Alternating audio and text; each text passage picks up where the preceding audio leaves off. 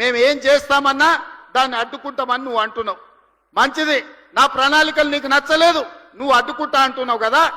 6 నెలలు నేను ఊరుకుంటా, నువ్వేం చేస్తావో చెప్పు, ఏం తెస్తావో చెప్పు. మోడీని తీసుకురా, 1.5 కోట్లు మోడీని ఇప్పించు. 10 లక్షల మందితో పరేడ్ గ్రౌండ్ లా తెలంగాణ సమాజాన్ని అంతా పిలిచి మోడీని నిన్నిద్దరిని నేను సమానం చేస్తా.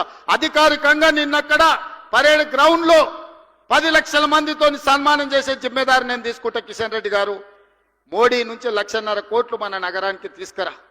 నాకేం బేసిజాలు లేవు, నాకు నగరం అభివృద్ధి చేయడమే, ఈ రాష్ట్రాన్ని అభివృద్ధి పదం వైపు నడిపించడమే. ఈ రోజు ఢిల్లీ చూసినా, ముంబై చూసినా, బెంగళూరు చూసినా, చెన్నై చూసినా, కలకత్తా చూసినా కాలుష్యంతో నగరాలు అతలాకుతలం అయిపోయినాయి. ఇవాళ టీవీలు పేపర్లు చూస్తే అక్కడ నివసించలేని పరిస్థితి ఉంది. ఆల్రెడీ స్కూల్స్కు హాలిడేస్ ఇచ్చిండ్రు. అక్కడ ఉండేటోళ్లను ఆ పట్టణం వదిలి ఇతర ప్రాంతాలకు పోయి ఉండమంటుర్రు. మనం కూడా ఆ పరిస్థితిని కొని తెచ్చుకుందామా?